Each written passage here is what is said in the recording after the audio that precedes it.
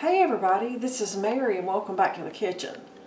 I've always told you folks that I would show you the good, the bad, the ugly. Well, today is the bad and the ugly. Literally. Yuck. Last week, I canned some almond milk. I followed the recipe exactly like it should be.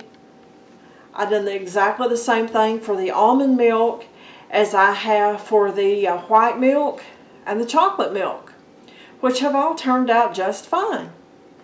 Well, my almond milk did not fare quite as well. Let me show you what I'm talking about. It almost looks like I have made cottage cheese, guys. Can you see that? That is pure disgust. I don't even know what to call that other than gross. So, I don't know what went wrong with the almond milk. I don't know if a different brand will work differently. I have no idea. But folks, my almond milk did not work out. So, just wanted to let you know. Thanks for watching, and we'll see you on the next video.